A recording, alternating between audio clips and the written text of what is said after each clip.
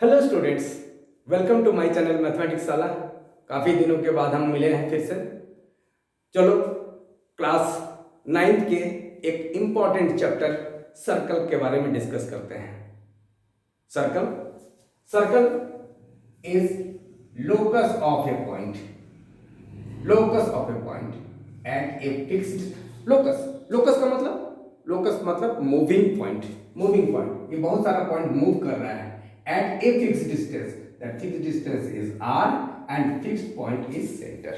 तो ये सेंटर से किसी भी पॉइंट को ज्वाइन करने वाले लाइन सेगमेंट को क्या बोलते हैं? रेडियस। और अगर कोई दो पॉइंट r और s, इन दोनों को ज्वाइन करने वाला लाइन सेगमेंट जो सेंटर से होकर पास करता है उसको diameter, and diameter equal to twice R. दो पॉइंट ए एंड बी जो सरकमफ्रेंस पर है को ज्वाइन करने वाले लाइन सेगमेंट को कॉर्ड बोलते हैं।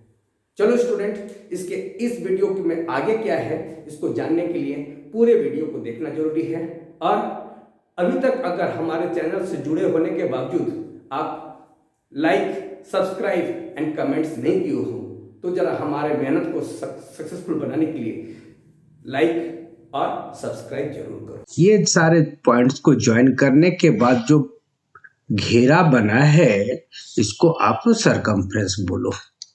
अब तुम्हारे पास सपोज ये एक्स पॉइंट है, this is inside of the circle, लेकिन इनसाइड ऑफ द सर्कल, लेकिन अगर ऑन द सर्कल बोलो तो यहां पर कोई पॉइंट जेड ले लो on the circle, and outside the circle बोलो y। तो इस तरह से आप inside the circle, on the circle and outside the circle जो है पॉइंट दिखा सकते हो। और सर्कुलर रीजन इनसाइड, जो ये पूरे के अंदर जो भी पॉइंट्स होंगे वो इनसाइड द सर्कल कहलाएंगे। और P एंड Q, अगर दो पॉइंट है यहां पर P एंड Q दो पॉइंट हैं, दो पॉइंट को ज्वाइन करने के बाद, कोई भी दो पॉइंट को ज्वाइन करने के बाद ऑन द सरकमफ्रेंस, जिसे आप कॉर्ड ऑफ द सर्कल बोलते हो। फिगर में जैसे कि क्लियर है अभी कि ये P Q chord of the circle है। ये कॉर्ड एक और यहां से खींच सकते हो, अगर आर और एस ले लो दो पॉइंट। लेकिन अगर लॉन्गेस्ट कॉर्ड जो होगा that is A B is the longest chord, and ये लॉन्गेस्ट कॉर्ड यानी the chord passing through center is called diameter. Longest chord is the diameter. Diameter को आप डिनोट किससे कर सकते हो? डी से डायमीटर को, और that is equal to diameter equal to twice radius. Now अब इस सर्कल को अगर दो पॉइंट P एंड Q लिए थे तो इसके बाद उसको दो पार्ट में बांट दो। एक है ये पार्ट आपको ये से लेकर यहां से लेकर घूमते हुए ये पार्ट, और दूसरा पार्ट है ये इनको क्या कहते हैं? आर्क। लेकिन जो बड़े आर्क है उसको मेजर आर्क को कैसे डिनोट करते हैं? मेजर आर्क को कैसे डिनोट किया यहां पर? P R Q is the major arc, and minor arc P S Q क्या है? पी एस क्यू, ठीक है, ये माइनर आर्क है। ये आप दिखाओ minor arc. Segment of a circle, segment जैसे क्या बोलते हो? लाइन सेगमेंट, एक लाइन का टुकड़ा। लाइक दैट, अगर जब आप कोई भी कॉर्ड खींच दो तो क्या होगा? दो पॉइंट को ज्वाइन करने वाला है ऑन द सरकमफ्रेंस। अब ये दो टुकड़े में बट गया सर्कल, ठीक है। जो बड़ा टुकड़ा हुआ दैट इज उसको क्या बोलते हैं? मेजर सेगमेंट, और जो छोटा टुकड़ा हुआ उसको बोले माइनर सेगमेंट। माइनर सेगमेंट, ठीक है। दो पार्ट हुआ, major segment and minor segment. आप ऐसा भी बोल सकते हो कि सेमी सर्कल किसको बोलोगे? सेमी सर्कल बोलने के लिए ये सर्कल अगर है आपके पास, सर्कल, और इसके आधे पार्ट को आप ले लो, आधे पार्ट को ले लो, क्या होगा? डायमीटर के थ्रू क्रॉस किया दिस वन। अब ये पार्ट को आप सेमी सर्कल के नाम से जानोगे, उसको आप सेमी सर्कल के नाम, सेमी माने आधा, है ना, सेमी सर्कल, आधा सर्कल। चलो एक सर्कल फिर से ले लो, सर्कल ले लिया आपने, सर्कल ले लिया, ये सर्कल ले लिया, इसमें सेंटर होगा, सेंटर ले लिया। अब दो रेडियस ले लो, एक रेडियस ये रहा और दूसरा रेडियस ये रहा। इसको दोनों पार्ट जो अलग अलग है इसको किस नाम से जानते हैं? सेक्टर। जो बड़े वाले हिस्से को बोलते हैं मेजर सेगमेंट और छोटे वाले हिस्से को, छोटा वाला हिस्सा मतलब दिस साइड, ये क्या है? Minor, minor sector. तो सेक्टर को क्या बोला फिर से सुन लो।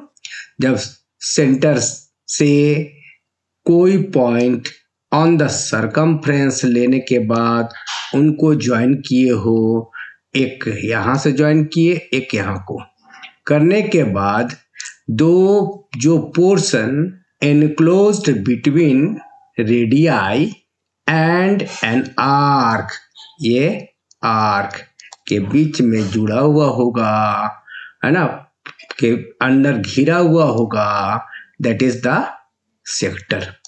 अब सेक्टर कितने तरह के हुए? दो तरह ना, एक क्या हुआ? माइनर सेक्टर और दूसरा मेजर सेक्टर। चलो अब एक थ्योरम की तरफ हम लोग बढ़ना चाहेंगे। थ्योरम काफी अच्छा है, देखो theorem number 10.1, equal chords of circle subtend equal angle at the centre.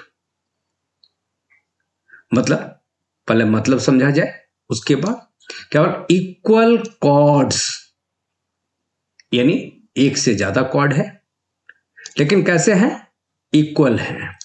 तो यहां पर एक कॉर्ड हमने कंसीडर किया ए बी, दूसरा कॉर्ड कंसीडर किया सी डी को। अब इसके हिसाब से जो गिवन है two equal chords A B and C D, ये गिवन है। कैसा? एक सर्कल विथ सेंटर ओ, इसके सेंटर कौन है? ये ओ। अब प्रूफ क्या करना है कि subtend equal angle at the centre. Centre पर ये है, सेंटर पर एंगल जो है यहां पर, ये आप दिखाओ this angle is equal to this angle, यानी एंगल कौन? A O B equal to angle C O D. ये दोनों एंगल को आपको दिखाने हैं इक्वल। चलो अब अपना हम लोग कंस्ट्रक्शन कर जाए। कंस्ट्रक्शन करोगे, सबसे पहला काम क्या है? Construction joint O A O B O C and O D. इस सेंटर ऑफ द सर्कल से ज्वाइन किया ए पॉइंट को, बी पॉइंट को, सी पॉइंट को और डी पॉइंट को। जो ज्वाइन किया वो आप यहां लिख छोड़ो। किसमें? कंस्ट्रक्शन में। कंस्ट्रक्शन। अब जो है चले आओ प्रूफ में। क्या प्रूफ करना चाहते हो? तो किस में लेना चाह रहे हैं हम लोग? दो ट्रायंगल दिखाई पड़ रहा है ना हमारे पास। एक ट्रायंगल है ए ओ बी, दूसरा है सी ओ डी। सी ओ डी। अब इन दोनों ट्रायंगल में ए ओ इक्वल टू ओ सी, दोनों इक्वल होगा ना?